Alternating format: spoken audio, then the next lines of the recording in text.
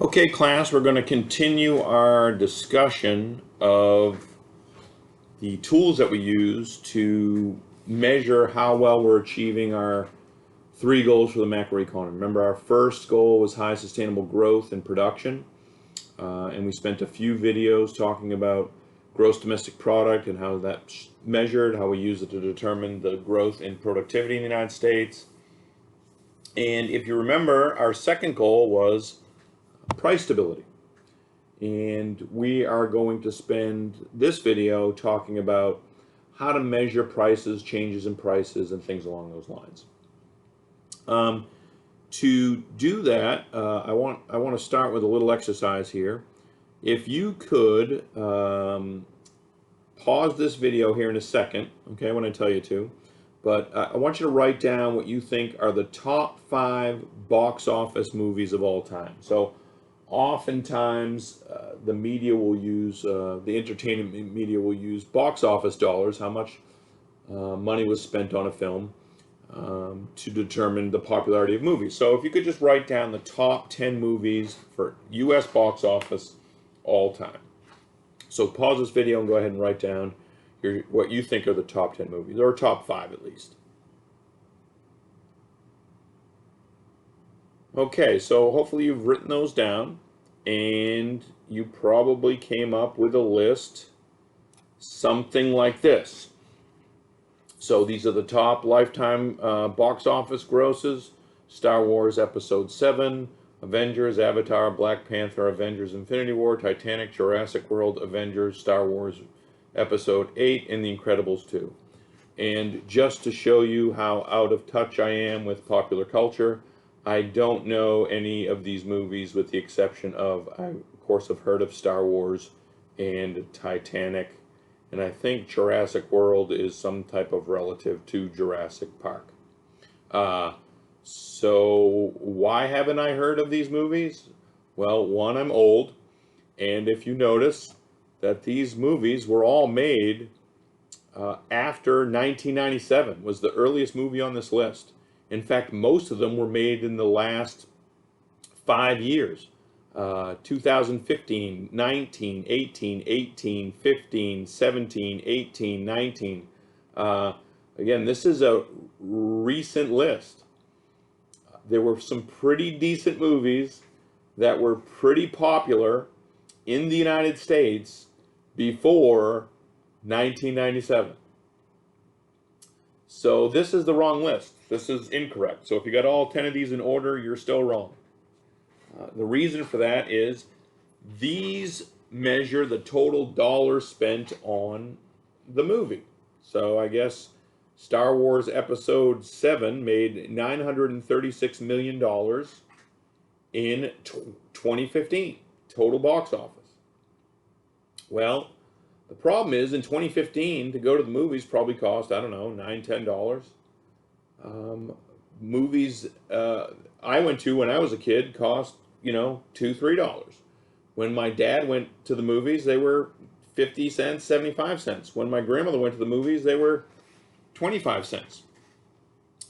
This isn't measuring the popularity of the movie as much as it's measuring both the popularity of the movie, the number of tickets sold, but it's multiplying that by the price of movies, which is going to measure inflation over time. So we need to look at an adjusted box office. So this is adjusting for prices. This is putting ticket prices in multiplying them by 2020 ticket prices. If you do that, you will see, although Gone with the Wind made $200 million for a lifetime gross, in 1939, when my grandmother saw this movie, she probably paid 25 cents to go to it. Okay? Now, it was re-released at other times with higher prices, but again, it made 200 million over its lifetime. But if you multiply all these ticket sales times prices for tickets in 2020, when what this is adjusted to, you would see it would make almost $2 billion. And Star Wars Episode 7 wouldn't even make the top 10. Now, Star Wars, the original Star Wars, okay, the first Star Wars that came out, which was Episode 4, strangely, in 1977, okay, and I probably paid $2 to go see this movie, or $1.50, okay, it is a much higher grossing movie when you put it in 2020 ticket prices. Again, it sold a lot more tickets than Star Wars Episode 7, The Force Awakens. Okay, almost twice as many tickets. Now let's look at the years. So the top 10, Gone with the Wind, Star Wars, the original, Sound of Music, E.T., Titanic, The Ten Commandments, Jaws, Dr. Zhivago, The Exorcist, and Snow White and the Seven Dwarfs. And you can see there's a much broader mix of release years: 37, 39, 77, 65, 82, 97. So was every year, decade in here except the 40s, but 1939 was close, right? 37, 39, right? Nothing in the 40s, but we have 56. We have stuff in the 60s. We have stuff in the 70s.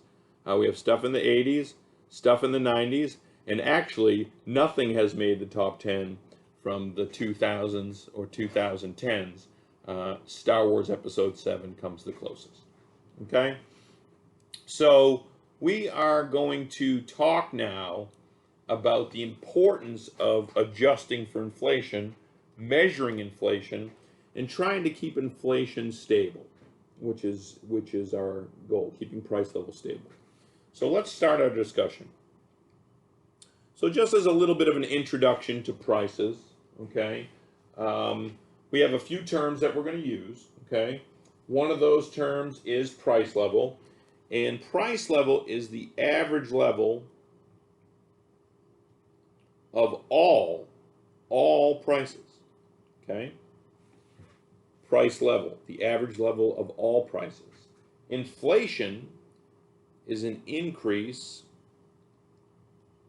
in the price level, okay? Increase in the price level. So combining these two definitions, we could say inflation is an increase in the average level of all prices. That's what inflation is, an increase in the average level of all prices. And we're going to use a price index, which is an estimate, and only an estimate of the price level. Estimate of, yes, the price level. So we're going to use a price index to estimate the price level. So we're going to use a price index to estimate inflation. Now, you will hear on the news people say inflation was X% last year, okay? And right now we're averaging about 2 to 3% inflation, and that's been right around our Federal Reserve target. Remember, I want you to know some of those real numbers, okay? And I'm going to use this improper language as well. It's just kind of habit. But you'll hear people say, this is what inflation was last year. Well, we never know what inflation is this year, last year, the year before. All we ever have is an estimate of the price level. We don't actually measure the average level of all prices. A price index is going to measure an average level of a certain bundle of goods, but not every single good, so not all prices, okay? And even when we're talking about estimates of inflation are, again, about whole categories of prices going up. So it's incorrect to say something like, boy, have you looked at the price of gasoline lately? Inflation is killing us, okay? No, that could just be the price of gasoline going up. It could be going up because there's a hurricane in the Gulf and they've shut down production. Something along those lines. So any one individual price going up doesn't say anything about inflation, okay? But in general, all prices tend to move up over time. So we generally do experience inflation in all categories. Okay? Generally speaking. All right, so we're going to calculate a price index, and we're going to use as our example the CPI. Okay? The CPI stands for the Consumer Price Index, and it's a weighted average of prices of a specific set of goods and services purchased by the typical household. Okay? It's a specific set. Okay? It's not all prices. Okay? So we're measuring a specific set, not all prices. Okay? The specific set of prices that the CPI measures includes a variety of consumer goods and services across a spectrum of categories like food and beverages, housing, apparel, transportation, medical care, recreation and entertainment, education, communication, and some other categories. Okay, so it's a broad-based measure, but it's not all. So it's a specific set of goods and services purchased by the typical household. Okay, purchased by the typical household. I would say the typical household probably has a Netflix account. But, I don't have a Netflix account. I've never watched a movie on Netflix, believe it or not. So I don't have a typical household. So if, the price of Netflix services go up, okay, and if that were included in the CPI, that would certainly affect its measurements. But it wouldn't affect my life because I don't have a Netflix account. Okay, so again, it's only for the typical household. Now, why are we going to use the CPI? Because it's one of the most widely used measures of price level. Oftentimes, when you're talking about people citing inflation, talking about inflation, they're going to get that information from the news, and the news is often going to cite the Consumer Price Index. Okay? So, just using an example, this is a copy of the CPI table in your book. Okay? Actually, this is from an early edition than most of you have. It only goes up to 2007.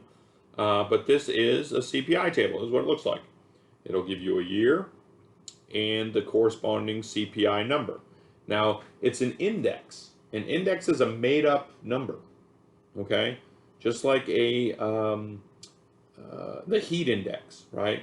When they tell you what the heat index is on the weather, that's not the real temperature. It's a made-up number, kind of a feels-like temperature. The same with the wind chill index, okay? A body mass index isn't anything specific. It's a measure of some different numbers put together, okay? So what is that? How do I interpret these numbers, okay? We'll talk about that a little bit more later on. Now this CPI table, there's a bit of a snafu here. I don't know if that's the right word to use, but a little bit of impropriety here. Good etiquette when giving a CPI table is to tell you what the base year is, and this table does not. It should, okay? But we'll be able to figure that out a little bit later, what the base year is, okay? So we'll come back to that. Okay, so we got the CPI table, and you got a number like 130.9 or 36.7 or 184. Where did these numbers even come from, right? You're not measuring anything real. They made up this number. Well, how did they make it up? Well, we want you to know how they made it up. You may not have to do this yourself, but you probably will look at inflation in your personal lives or your jobs, and you should know where these inflation numbers come from. So what we're going to do is we're going to create a CPI table for a different country, okay? Just to give you a feel for how it's done. And I'm not going to fill in this entire table, but we're going to fill in two numbers on this table, okay? So let's say I wanted to create a table for a different country. We'll call it the People's Republic of Bob, okay? So in the People's Republic of Bob, we want to come up with a CPI table, okay? And we've decided on the base year we want to use. You can pick any base year you want, but once you pick it, you're going to use it for the whole table. So the base year we're going to choose for the People's Republic of Bob CPI table is the base year 2000, okay? So what does that mean? Well, it means in the year 2000, we're going to fill up this market basket. Here's my grocery cart here. We're going to put into this, okay, a variety of different goods, right? Like we talked about. There's food and clothing. There could be some entertainment. There could be healthcare. I'm writing these really light because I'm not going to include everything. But there's a bunch of goods and services that we put in our basket here. We could represent them as, bags here or cans or whatever, okay? We're putting in here, again, this is going to be a CPI table for the People's Republic of Bob. So we're going to put in here, not physically put in here, but we're going to take a bunch of goods and services consumed by the typical household in the People's Republic of Bob in the year 2000, and we're going to call this our market basket. Okay? Well, let's say I want the CPI number for 2002. How do I get that? Well, the CPI for 2002, again, this is in the country of the People's Republic of Bob. This is not the one that corresponds with the table in your book, okay?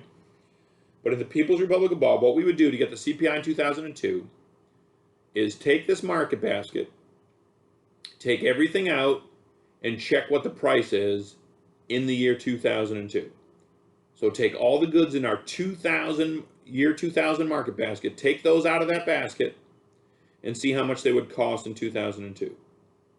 And we're going to divide that by what this 2000 market basket would have cost in the year 2000. Okay? And that's going to, and we're going to multiply this by 100. Okay? So we're going to take this, the cost in 2002 divided by the cost in 2000, and multiply it by 100, and that'll give us our CPI for 2002. Okay? So let's just say this basket, let's say it cost $530 in 2002. Okay? And the same basket, when we estimated how much it cost in the year 2000, cost $400 in the year 2000 when we put the basket together. So what's our CPI for 2002? It's going to be $530 divided by $400 times 100, which equals 132.5. 132.5. So our CPI for 2002 equals 132.5. Okay? Now, I want you to calculate the CPI, what it would equal in 2000. All right? So why don't you pause this video, and using the information you have, calculate what the CPI would equal in the People's Republic of Bob for the year 2000. Okay, are you done? All right, what should your answer be? It should be 100. Okay, why? Because what did that, if you want the CPI in 2000, you need the cost of it in 2000, cost of the base year market basket in 2000, what was it? $400. Divide that by the cost of the basket in the base year, which is 2000, so it's $400 again. Times 100 equals 100. Okay? So now you can understand what these numbers mean, right? The base year is always going to be equal to 100. So what does a CPI of 132.5 mean? It's going to mean, and we'll show this a little bit more how to do this individually, but you can see where we're going here. It means that prices are 32.5% higher in 2002 in the People's Republic of Bob than they were in the year 2000 in the People's Republic of Bob. Okay? So that's where these numbers come from. So that's how the United States got all these numbers in this table, okay, by putting together a base basket, okay? They put together that market basket. They filled it with goods that the typical family bought in the year 2000. Excuse me, it's not 2000. We're going to have to figure that out. In the base year, okay, so this is the base year basket.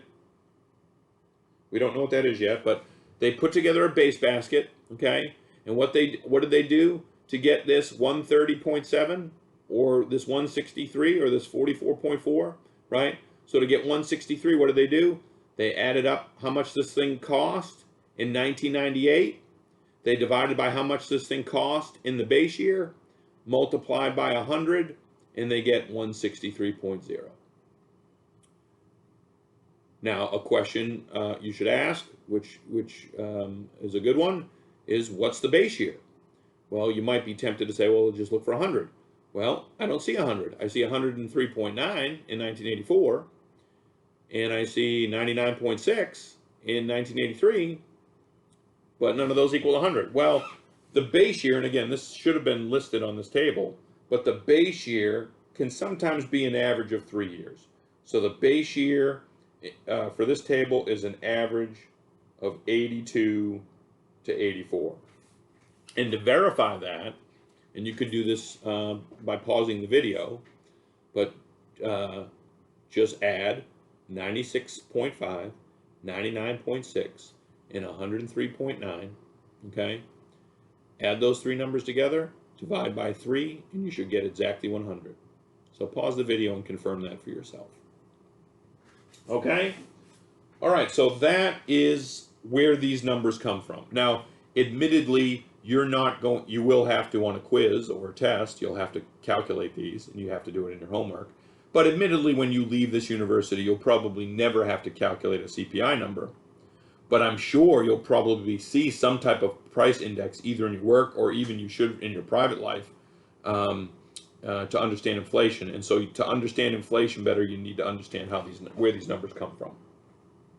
Okay? All right, so let's use the CPI now. This is what you're going to do more of in your life. Okay, let's use the CPI number to estimate inflation. Now we're going to use the CPI because it's a commonly used price index.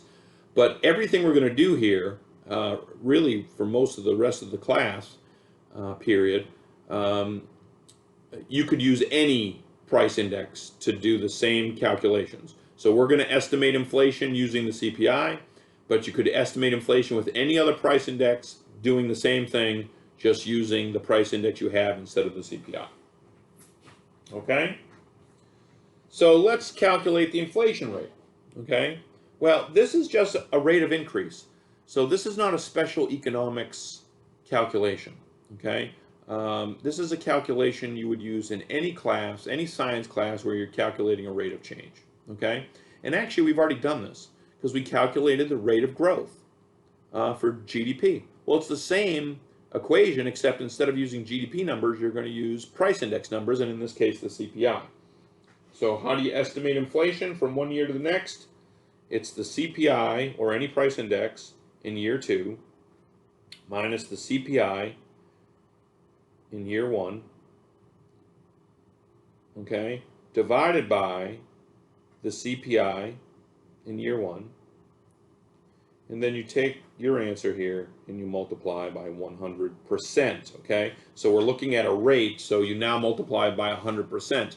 To get the CPI numbers, you multiply by 100, but that was just to give us our made-up number. We could have multiplied it by 10 if we wanted to. Sometimes they won't multiply it at all. They'll just have a base year equal to 1, okay? But when you're calculating a rate's going to be expressed as a percentage, so you multiply it by 100%. Okay? So let's estimate the inflation rate from, in the People's Republic of Bob, from 2000 to 2002. Okay? Now you might have to pause the video and go back and get the information that we created for the People's Republic of Bob. So go ahead and pull the data you need. All right, and once you've done that, what should you get? Well, it's going to be what year, from what year to what year. We're going from 2000 to 2002, so it was 132.5 in 2002. We're coming from 100, 2000, over 100, that's the year of the first year, 2000, because we're calculating from 2000 to 2002, and then you multiply by 100%. And as we just said a minute ago, that's going to be 32.5%. Okay, so that gives you a feel for what those CPI numbers mean. It's changes from the base year. Okay. All right. So why don't you use the table in your book? Okay. Again, it looks something like this. I can probably pull up the book here somewhere. Here we go. In the book, it's going to look something like this. The edition I have goes up to 2009. Okay, in the edition I have, it's Exhibit 2 on page 119. Okay, but use this table, okay, to calculate the inflation rate in the United States. So estimate the inflation rate estimate the inflation. I wrote this twice. Estimate inflation in the U.S. from 2002 to 2003. So pause the video and do that calculation. Use the table you have. Okay, so when you do that, you should have gotten, okay, to calculate that, should have got 184 minus 179.9 all over 179.9, okay, times 100%, okay, and that's going to equal, I think you should have got something like 2.27904, something like that. But remember, in economics, we're going to round to 2 decimal places, so we can call that 2.28%. Okay? Now, why do I need to know the inflation rate? Okay? Well, economists need it for several reasons, and they're going to use it to measure several things that are going on. And we'll talk about that as the semester goes along. But let's just talk about a couple practical reasons you would know it. Okay? For instance, let's say in 2002 to 2003, and again, you could make this 2020 to 2021 if you wanted to, and let's say the numbers were the same. But again, let's say you're a worker and you've worked from 2002 to 2003, and your boss comes up to you and says, hey, I really like the job that you did for us this year. We're going to give you a raise. We're going to give you a 2% raise. And you say, wow, thanks, appreciate that. And your paycheck goes up by 2%. What really happened? Well, what really happened is your boss said, hey, you did a great job for us, really appreciate what you do. We're going to cut your pay by 0.28%. Why? Because prices went up by 2.28%, and they're giving you a raise of 2%. That means your real wages actually went down. Okay?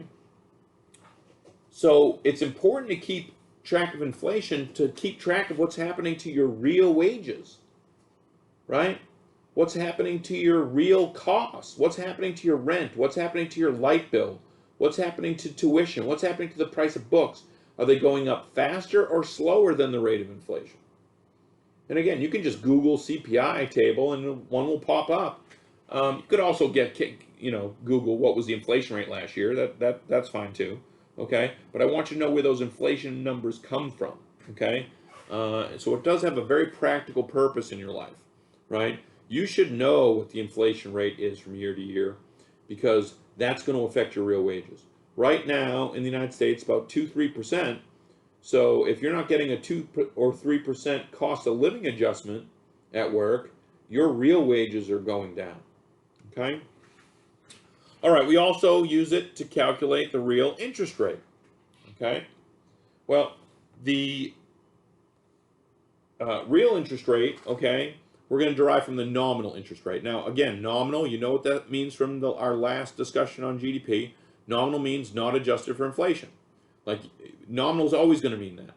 Okay, so you guys probably listed the nominal top 10 box office movies. Okay, what we wanted was the real top 10 box office movies. Okay, nominal means, and it's often not stated, the word nominal is often not said, they'll just say the interest rate, but that's not adjusted for inflation. So the interest rate quoted to you by banks, by the news, by the car dealership that's going to offer you financing, by your credit card company, the interest rate that they quote you is not adjusted for inflation. It's a nominal interest rate. The real interest rate is equal to the nominal interest rate minus the inflation rate. Okay? So, let's do some practice here. Let's say that you borrow $1,000 at the start of the year. And at the end of the year, you have to pay back the $1,000 plus $50 in interest. Okay? What is your let's do nominal first. What is your nominal interest rate? Okay? Well, to get your nominal interest rate, just figure out the rate of interest that you paid, right? So you paid $50 on a $1,000 loan, okay? And you multiply that by 100%, and you're going to see that you paid 5%. Okay? $50 is 5% of 1,000, right? 50 divided by 1,000, 0.05 times 100% is 5%. Okay? That's your nominal interest rate. Well, let's say that the CPI equaled 100 at the start of the year, and it equaled 103 when you paid back the loan. Well, what was your real rate of interest? Well, first you need to calculate the inflation rate. And we've already shown you how to do that. So it's going to equal 103 minus 100 over 100 times 100%. Okay? And it's going to equal 3%. Okay? That's the inflation rate, though. That is not the real interest rate. The real interest rate is equal to the nominal interest rate, which we already calculated was 5%, right? 5%. And you subtract off the inflation rate, which is 3%. Okay? And so the real interest rate was 2%. Okay? Well, why do I need to know that? Well, a lot of you probably have money in a savings account, and I can tell you right now, you're losing money in your savings account. A savings account is no place to keep your savings. Why? Well, again, I told you the rate of inflation is about 2 or 3% per year. Let's take the low end, say 2%. What do most savings accounts pay? Right now, they probably pay less than 1%, right? You know, a decent interest rate on a savings account would be 0.5%. Well, what's your real rate of interest? Well, if inflation is 2% and your nominal, if your nominal interest rate is 0.5%, that's what the bank tells you you're getting. But the inflation rate was say 2%. 0.5 minus 2 is negative 1.5. You're getting a negative 1.5% rate of return. Now that's better than your mattress. What's the real interest rate in your mattress if you shoved your money in your mattress? Well, if the inflation rate is 2%, right, then your nominal interest rate is, your mattress pays 0%, right? That's the nominal interest rate inside your mattress.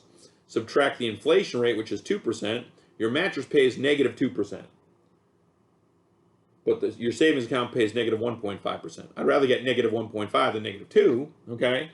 But I'd rather my savings keep up with inflation. I'd rather my money not lose money while it's in the bank. So, do I have a savings account? Of course I do. But my savings account isn't for saving.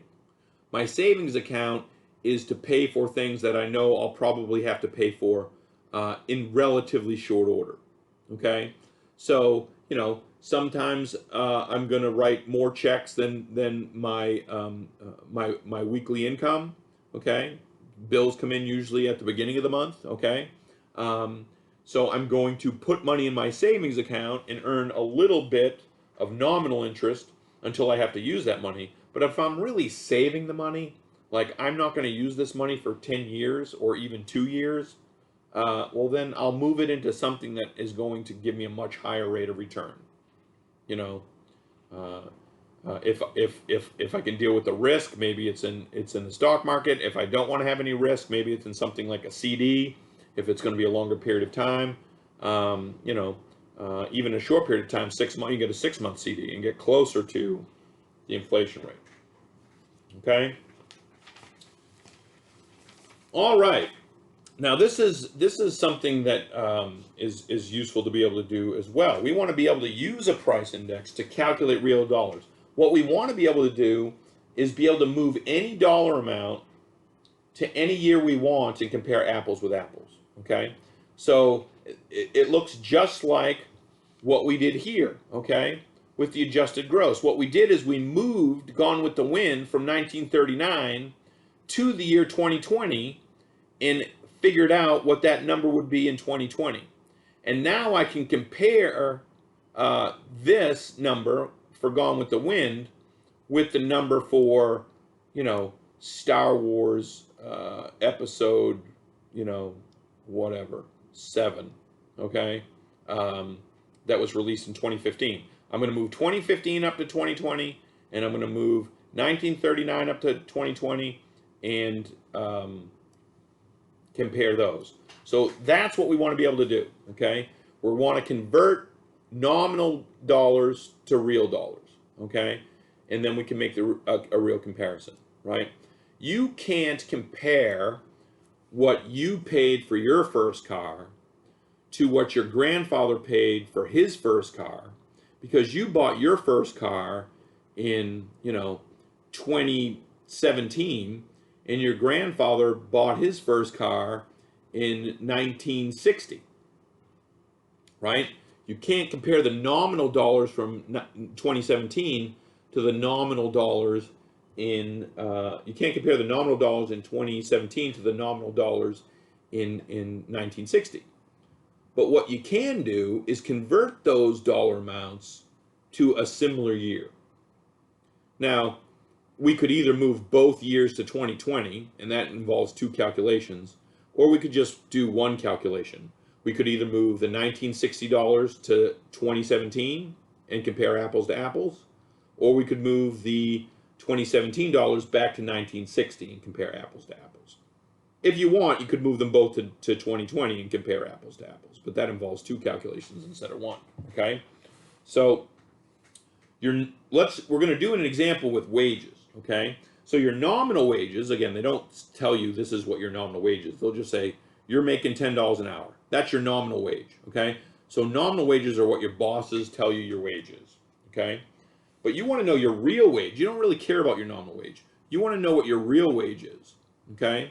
Because that tells you what you can buy. Sure, you can compare nominal wages from the same year to nominal wages from the same year. So if one place is going to pay you $10 an hour in Richmond in 2020, and another place is going to pay you $15 an hour in Richmond in 2020, $15 an hour is more than $10 an hour.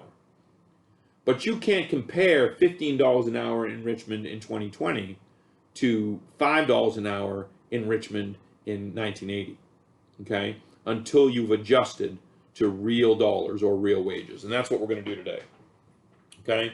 So let's convert nominal wages, or any dollar amount, nominal dollar amount, to real wages, or any real dollar amount. So we're going to convert any nominal dollar to any real dollar, okay?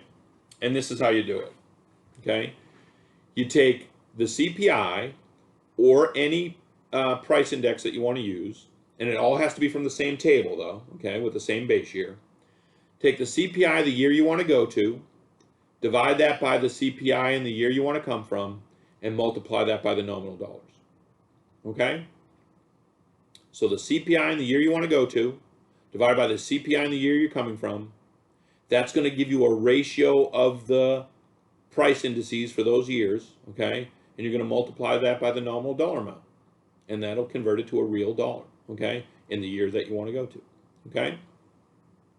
So we're going to work through an example. I think this will make more sense with an example, okay? So let's work through an example, okay? And this is a real example, okay? So Abraham Lincoln actually did make $25,000 a year in the year 1863. Okay, Bill Clinton, okay, actually made, as president, $200,000 a year in the year 1997. What we want to do is figure out who made more in real terms, okay, Bill Clinton or Abraham Lincoln, and we're going to use the CPI in your book, okay, the table in your book, to make this distinction, okay.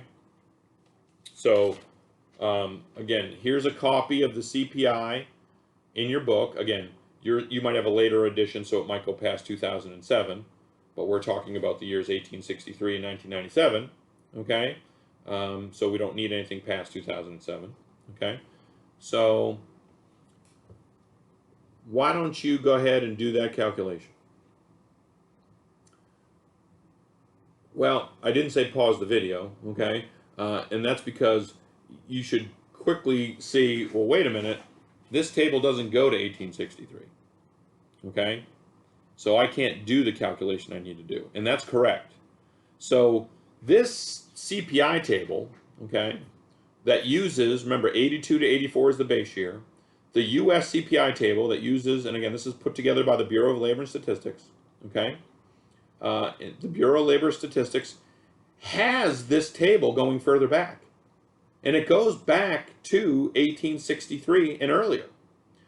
But you have to use the CPI for 1863 from this table with the base year of 82 to 84. You can't just Google what was the CPI in 1863 because they might use a CPI with a different base year for the table. So you have to use the CPI from number for 1863 from this table with 82 to 84 as the base year. Okay? And I actually looked that up for you. And in 1863, that CPI equaled 9. So the CPI for 1863 from this table, okay, is equal to 9. Okay? So now pause the video and, well, let's hold on a second. Let's not do that yet, okay? So there's two ways to do this, okay? There's two ways to do this. You could bring Abraham Lincoln from 1863 up to 1997, from 1863 to 1997, and then you'd have Abraham Lincoln's dollars in 1997 dollars, and you can compare apples to apples. Okay? Or you could take Bill Clinton back to 1863. Okay? And put his dollars in 1863 dollars, put everything in 1863 dollars, and compare apples to apples. Okay? We're going to do both for practice. Okay? We're going to do both for practice. And why don't I do one with you, and then I'll have you do one on your own. Okay? So let's answer the question, what would Abe make in 1997. So we're going to do this one first. We're going to bring Abraham Lincoln up to 1997. So what would Abraham Lincoln make in 1997? So what do? You take Abraham Lincoln's nominal salary in 1863. So that was $25,000. That's what he made in 1863. Okay? And you're going to multiply that by what? Where do we want to take Abraham Lincoln to? 1997, right? We're going to go to the year 1997. What was the CPI in 1997? I can see from my table, it was 160.5, okay? So 160.5. But we're going to divide that from the CPI, divide that by the CPI in the year that we're coming from. What year are we coming from, right? This is 25,000 in 1863. We're coming from 1863. We said we need, from this table, the CPI in 1863. I had to look that up for us, and that's going to equal 9. It's from this very table, with the base year of 82 to 84, from the Bureau of Labor Statistics official consumer price index. That would equal 9 in 1863. So divide that by 9, and what does that equal? I think you should get $445,000, 833, and I think 33 cents. Okay? So Abraham Lincoln in 1997 would make $445,000, $833.33. What did Bill Clinton make in 1997? We already said what he would make. Bill Clinton, so this is Abe, in 1997. Clinton made $200,000.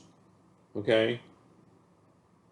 Bill Clinton made $200,000 in 1997. Now I can compare apples to apples. Abraham Lincoln made more than twice as much as Bill Clinton. Okay? Now, why did I choose Bill Clinton and Abraham Lincoln? Okay? I could make a joke here that Abraham Lincoln was at least twice as good of a president. Okay? So maybe he deserves that, being paid twice as much. But that's not the reason I chose it. Okay? So there's a reason why I chose this. But before we get into that reason, okay, I want you. We could have, again, we figured out the answer. Abraham Lincoln made more in real terms. But again, we said we could have done this two ways. So what would Clinton make in 1863? Okay. What if we brought Abraham Lincoln? What if we brought Bill Clinton back to 1863? What would he make? So pause the video now and do that calculation on your own. Okay, so you should have gotten $11,214 and with rounding, I think 96 cents. Okay, something like that. Okay, so this is Clinton in 1863. Remember, Abe made $25,000 in 1863. We can now compare apples with apples, and again we see Abraham Lincoln made more than twice as much money. Okay? Now, why did I choose this as an example? Because this was the exact argument that the Clinton administration made in 1997, okay, when they said the president's salary has not been adjusted for inflation in quite some time. And they actually said, well, we need to increase the president's salary. And they increased the president's salary in 1997 from $200,000 a year to $400,000 a year. And that's I believe, the current salary that the president makes. Okay. Donald Trump waived his salary, but if he for cost savings to the country, but if he had not waived his salary, he would have been, I believe, been paid $400,000 this year for his services as president. Now, that's not been so. In 1998, Bill Clinton made $400,000 a year, and in 2019 or 2020, Donald Trump is scheduled to make $400,000 per year. Well, who made more in real terms? That's easy, right? Clinton in 1998 would have made more if he was paid $400,000 because it stayed the same, and we know prices have gone up. Okay, overall, and you could confirm that with a CPI table. But again, you can use this to do any type of calculation along these lines. Just ask your grandfather, what did he pay in 1960 for his first car, and you find the CPI table that goes up to whatever year you bought your first car. I bought my first car, I think, in 1984. Okay, and I could adjust the price of a car. I could bring the 1960 car up to 1984 by dividing 103.9 divided by 29.6 and multiply it by the price of a car in 1960. Or I could take my car back to 1960 by taking 29.6, dividing by 103.9, and multiplying by the price of my car in 1984. Okay? All right. And I'll certainly have you do that. You have to do that in your homework. You'll have to do that on quizzes. You'll have to do that on exams. Okay? All right, let's talk about problems with the CPI specifically, okay? So we've been dealing specifically with the CPI, okay? This isn't a problem with necessarily all price indices, but it is a problem with the CPI. The problem with the CPI, a major problem that economists have pointed out with the CPI, is the CPI uses a fixed basket of goods. So they put together the basket in 82 to 84, let's say, and they use those baskets for that basket for every year CPI that they calculate. That's a problem. Why is that a problem? So what? So what that they do that? Well, it creates what we call the substitution bias. Okay? So let's say we're looking at a CPI table, and I just misplaced mine. Say I'm looking at a CPI table, and I see that prices have increased from 107.6. The price index has increased from 107.6 in 85 to 109.6 in 1986. And let's say one of the things in this market basket is beef. And I don't know the numbers, but let's say the typical household consumes 100 pounds of beef in a year. Okay. And let's say the price of beef specifically, just the beef part, has doubled, right? So say, easy numbers, say from $1 a pound to $2 a pound. Well, if the typical household buys 100 pounds, in 85 they were spending $100 on beef, and in 1986, according to our calculation, they'll be spending $200 on beef, right? Because in 82 to 84 they were buying 100 pounds of beef. Well, wait a minute. If the price doubles from 85 to 86, what are real people going to do? they're not going to say, well, the price of beef has gone from $1 to $2. I guess we still have to buy 100 pounds of beef. They're going to substitute. They're going to substitute to chicken or pork because maybe the prices of those things haven't gone up as much. Or maybe they haven't gone up at all. Maybe they've gone down. And so people would substitute. But we're just going to take the 100 pounds that they bought in 82 to 84, take it out and go, okay, multiply this 100 pounds by the 1986 price of beef without allowing for any substitution. So ultimately, what's that going to do? Okay, it's going to cause the CPI to overstate inflation. So every time we estimate inflation with the CPI, it's going to be too high. Some estimates put it at around 1% or 2% of inflation is just from using the wrong numbers if you use the CPI. Well, so what?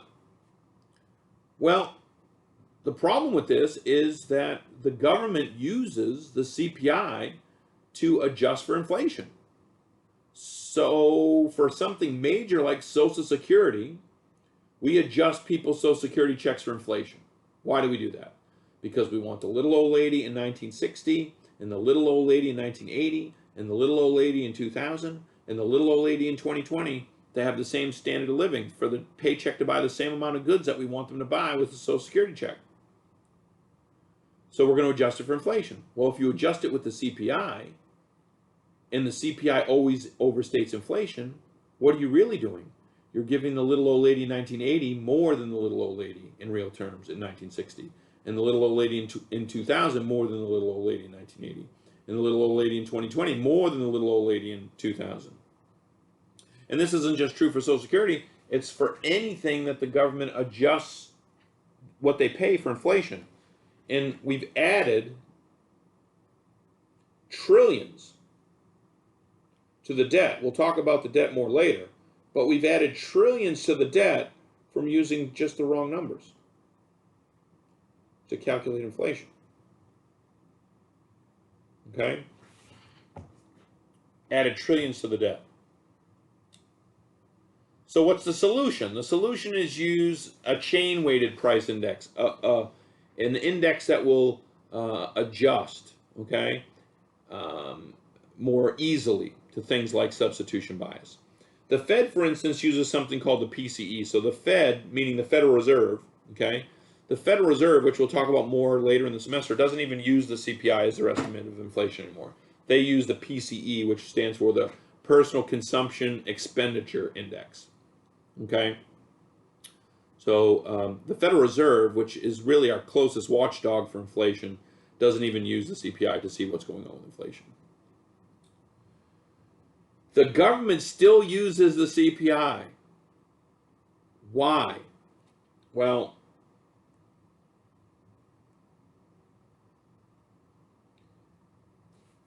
because of what's often called the third rail of politics, okay? Those of you that have ever been to a city with a subway, an electric subway, there's two rails, okay? That the track is the track that the train runs on. And then there's a third rail, okay, that the electrical current runs through that the train uses to propel itself. But you don't want to ground yourself on that third rail because you'll be electrocuted to death, okay? And so Social Security is often referred to as the third rail of American politics. You don't want to do anything that would suggest you're reducing benefits of Social Security because it'll probably cost you an election. And although you wouldn't be reducing somebody's Social Security check, you would be lowering the rate of their increase. Still, that would often be couched as cutting Social Security. So, listen, if you're going to run for Congress and you're going to run on the platform of adjusting Social Security checks properly for inflation, even though I'll be heading into the Social Security program in a decade or so, I'll vote for you. Okay, I'll send you a campaign donation. But chances are, especially if you live in Florida, you're not going to win the election. Okay. So the government will still use the CPI, not because it's the best economic measure of inflation, but because they don't feel they can get out of it. Okay, why is inflation a problem? Okay, let's talk a little more generally now. Why is inflation a problem? Well, let me give you the wrong reason. So this is the one that people will often say, but it's wrong. At least in the long run, it's wrong. Okay? People will often say something like inflation increases the cost of living, which decreases my standard of living. Now, they probably wouldn't say it just like this in economics phraseology, but they'll say something like, inflation's a problem because it's going to increase prices, and that means I can buy less, or stuff gets too expensive, or whatever. Okay? And although this could be true in the short run, it's not in the long run, because inflation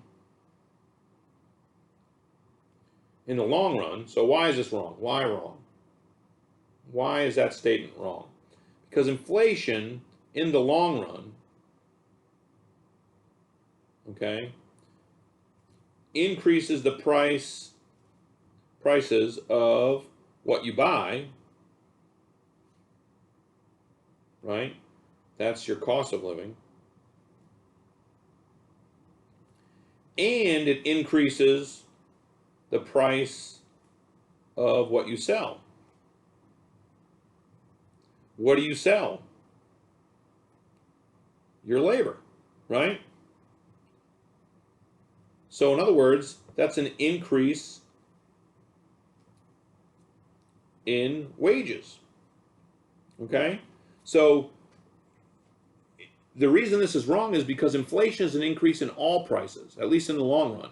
So yeah, the prices of what you buy are going up, but the prices of what you sell are going up proportionally. So your standard of living stays the same.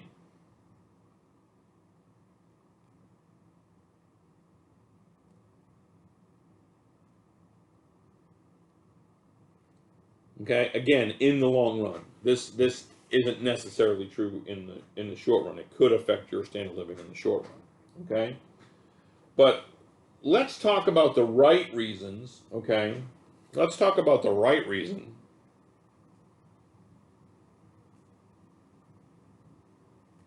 inflation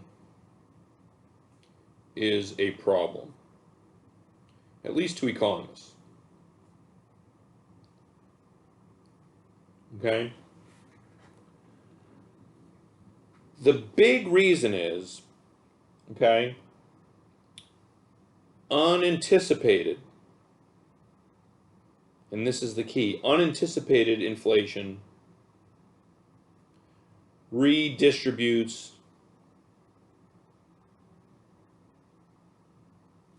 money between people and contracts. Okay? So unanticipated inflation redistributes income between people and contracts. Let's first talk about the contract between workers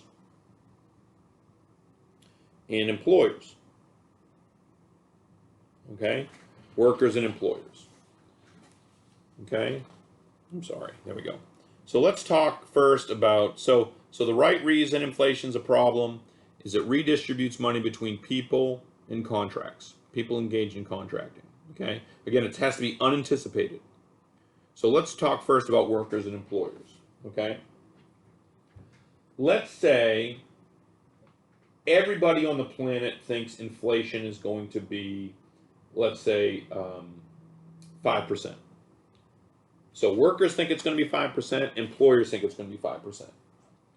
What's going to happen in their contracts? They're going to build into their contracts a 5% cost of living adjustment. And workers will agree to that because they want to be paid the same over time. And employers will agree to that as well because the price of the products they sell are going to go up by 5% just because of inflation, and they, to maintain their workers, are going to agree to this contract. Okay? Yeah, we're willing to pay you the same amount over time, adjusting for the cost of living. Okay? But let's say inflation actually ends up being 10% instead of 5%. Who benefits and who gets hurt? Well, the employer benefits because he's selling his goods and services for 10% more and only has to pay his workers 5% more. Okay? His workers, on the other hand, are hurt because they're only getting a 5% cost of living adjustment, and the cost of living actually went up by 10%. Okay?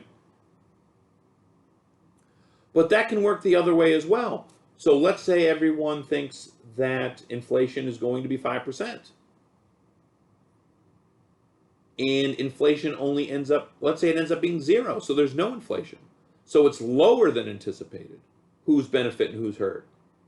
Well, employers in this case are going to be hurt because they gave a cost of living adjustment equal to 5%, expecting that the price of their goods were going to go up by 5% that they sell, and the price of the goods that they sell didn't go up. So they didn't get that extra 5% that they were planning on paying workers, so they're going to have to pay it out of their own pocket. Workers in this scenario would benefit because they agreed to a contract to get a 5% cost of living adjustment, but their cost of living didn't go up at all because inflation was 0%.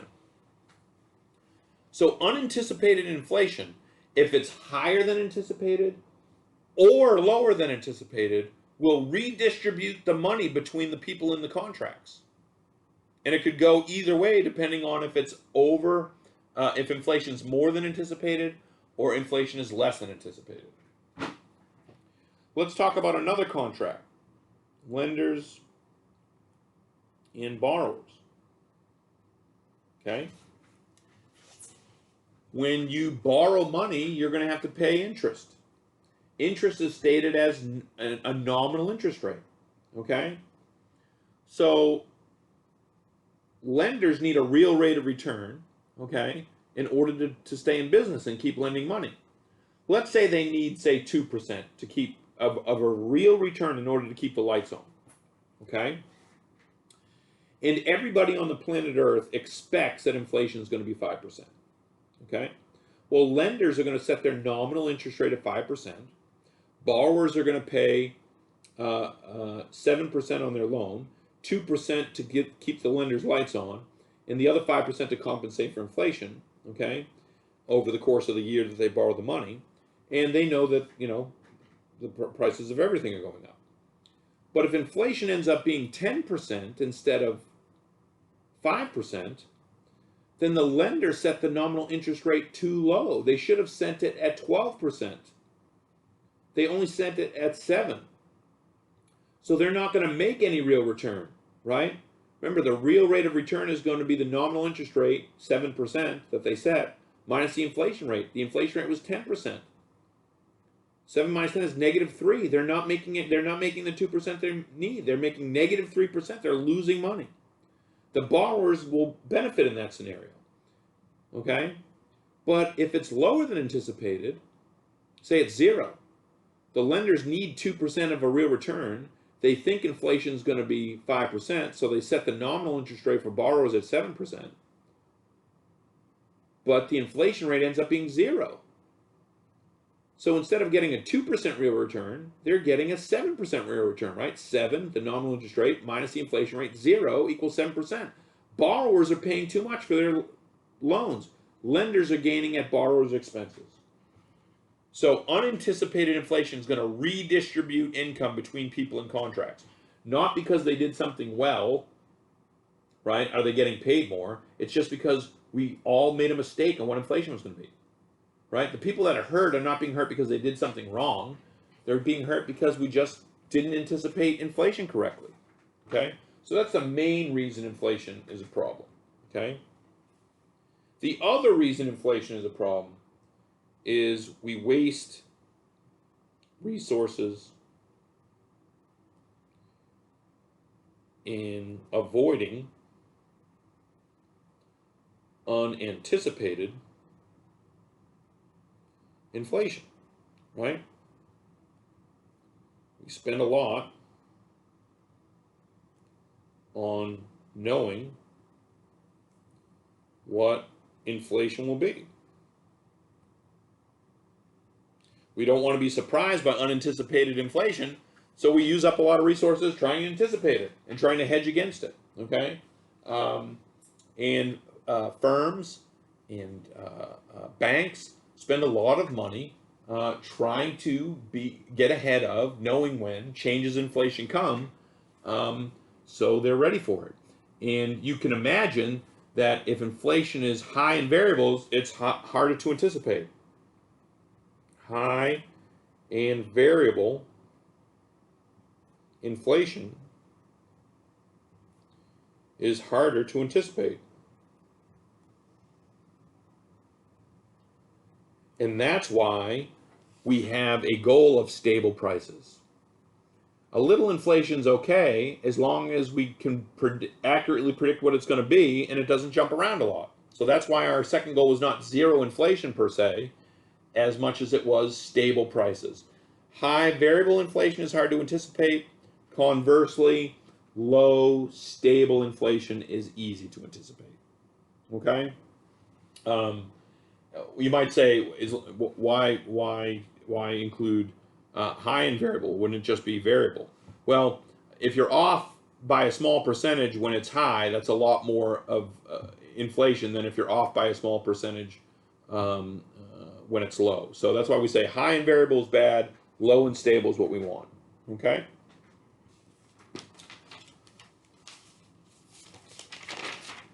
All right, let's just talk a little bit about inflation causing problems in the real world.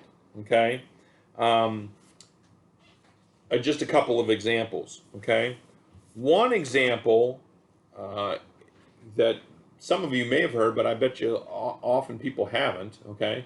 I don't know if you heard this in your history classes in high school or college, but inflation was one of the major causes of World War II. Okay? So after World War I, there were a lot of severe penalties imposed on Germany. And this really hurt their economy. Okay? Germany, however, also had a pretty significant welfare state. Okay? A lot of government expenditures. And if your economy's not doing too well, you're not bringing in a lot of tax revenue to pay for your programs. Now, at the time, the German government had the ability to print money, okay? And so they did. And we know printing money is going to cause inflation, okay? So just kind of show you this, okay? So here's German wholesale prices from 1914 to 1923, okay? So this is a wholesale price index. It's calculated a similar way that we calculated the CPI, except it's using wholesale prices, and they're not multiplying by 100, so they just, 1 is the base year, okay? But to make this real for yourself, just imagine something that costs $1 today, okay? Say a candy bar, okay? Well, in 1914, let's say, let's make it, as if it were Richmond, right? It's today in Richmond, okay? In the price index, it's the base year. So a candy bar costs $1. And you get a degree in accounting. And let's say accountants are paid $50,000 a year. Okay? Let's say you graduate and somebody says, hey, I'll offer you a 10-year contract to be an accountant. And they usually get paid $50,000 a year. But I'm going to pay you $100,000 a year. I think a lot of people would be tempted to sign that 10-year contract. And it could be very good, or it could be very bad if you didn't anticipate inflation very well. Okay, so let's go out 10 years. So, after the first year of working, you see, I'm sorry, let's say by 1919. Okay, so the first few years of your contract, not too bad, but the price of a candy bar has doubled to $2.60. Okay. By July, though, of that same year, that candy bar is going to cost $3.40. By January of 1920, it's $12.60 for a candy bar. It went from $2.60 in January of 1919 to $12.60 by January 1920. So over that year, you're really hurting. Okay, 1921, $14.40 for that candy bar. By July, it had gone down a little bit. Now, what happened here? The German government sees that they're causing inflation by printing money, and they kind of ease up. But then the bills become due, and they are tempted to reprint that money. And by January 1922, it's $36.70 for that candy bar. By July, it's $100.60 for that candy bar. By January 1923, a candy bar costs $2,785. And by July 1923, that candy bar costs $194,000. So your contract here at the end here, you know, your $100,000 being an accountant, you can't even afford you can afford about a half a candy bar. And by November of 1923, it cost $726 billion for a candy bar. Okay? By the end of 1923, people are no longer being paid once a day. People wanted to be paid twice a day. Okay? They would run to the market to be paid in the middle of the day just to see what they could buy before the prices went up. I should have pulled one up, but there's images. Actually, I can probably pause this and pull this up. Let me do that. Okay, so I pulled up this image. This is a lady in during the hyperinflation of 1923. She's actually burning German money in her stove. She's not protesting. It's just this money is worth more as firewood than it is for what she could buy with it. Okay. Here's another picture of kids given money to play with, just to stack it up. Again, this inflation caused major problems in Germany, okay, and made them open to somebody who promised to get German hyperinflation under control. And it just happened to be the National Socialist Party that was headed by Adolf Hitler, and we know how the rest of that story wound up. Okay, let's talk about inflation in the United States. Okay, so I got this titled Inflation in the Wizard of Oz. Okay, well, from 1880 to 1896, the price level in the United States fell by 23%. So we had deflation, unanticipated deflation. Well, let's think about the relationship between farmers and banks, right? Farmers would borrow money at the beginning of a season, okay, from the bank and agree to pay the bank back plus interest. And then they would use the money to buy their seed, plant their crop, raise their crop, hire workers to harvest the crop and equipment, sell the crop, and after they sell the crop, and after they've paid all their workers, okay, and for their equipment, they'd sell their crop, pay all their expenses, and pay back the bank with interest. Now, when they agreed to this contract, farmers thought, okay, corn is selling for, a dollar a bushel, and I anticipate with 0% inflation, I'll sell it for a dollar a bushel when I need to pay back the bank. But if prices go down by 23%, that means I'm only selling my corn for 77 cents a bushel now. And so I didn't make as much money from selling my corn, and so I don't have the money to pay back the bank, okay? And this caused a lot of problems and a lot of angst, okay? And there was an election in 1896, okay? William McKinley was the incumbent, and William Jennings Bryan was the challenger. And William Jennings Bryan was famous for a speech he gave in the halls of Congress called the Cross of Gold speech, where he said, "You shall not force on mankind this cross of gold." What was he referring to? He was referring to the gold standard, okay? And the gold standard was really the cause of the deflation. Why? The gold standard, our currency was backed in gold, and that might sound like a good thing, but we weren't finding any additional gold. So the value of gold is going up because there's less of it. How does the value of gold go up on a gold standard? Prices go down. Okay? So you shall not crucify man on this cross of gold. What does that refer to? You're killing the farmer with the gold standard. Now, what was William Jennings Bryan's solution? Was to move to the gold and silver standard, add silver to the gold standard. Okay, it was called the Free Silver Movement.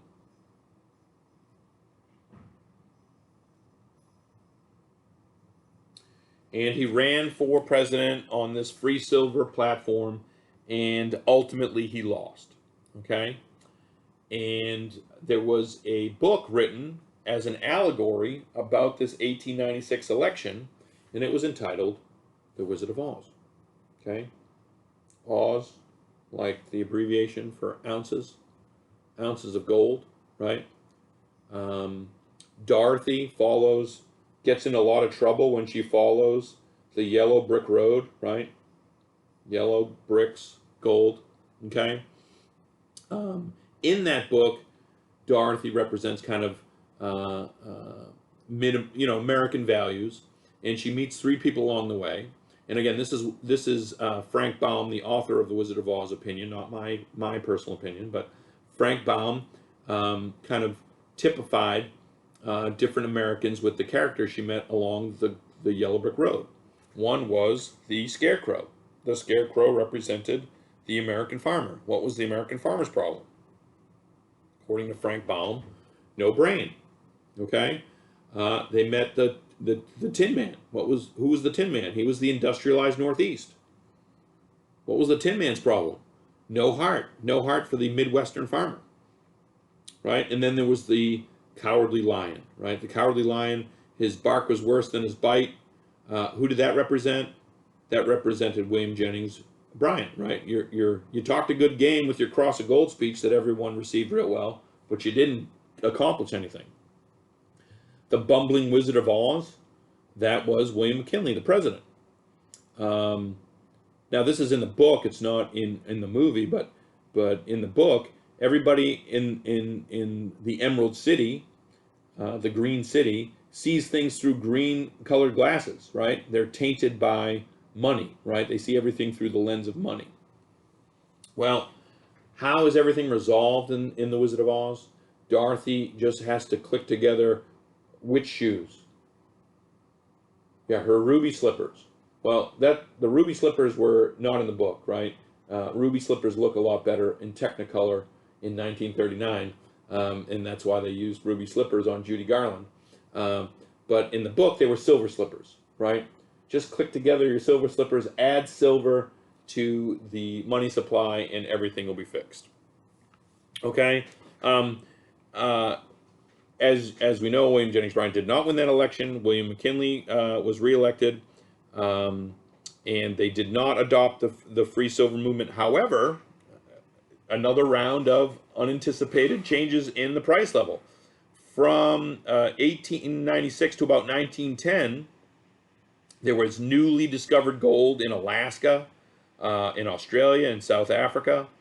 They also figured out a way to extract more gold from gold seams using cyanide extraction process to get more gold from the gold ore. And from 1896 to 1910, prices went up by 35%. So this flipped. This is now going to hurt bankers and benefit farmers, but it's also going to hurt workers and benefit employers, right? Using the discussion we had earlier. So this is one of the reasons why we ultimately moved away from a gold standard, because the gold standard was causing lots of unanticipated increases in inflation or unanticipated decreases in inflation or deflation, right? If our third goal was, or if the real reason inflation was a problem was it increased prices, then deflation would be a good thing. But deflation was killing the American farmer, okay? It's not inflation that's a problem. It's unanticipated changes in the price level, either up or down from what was anticipated. Okay, so that's our discussion on prices. And so you should be prepared to do your homework now that covers prices. God bless, and we'll talk to you soon.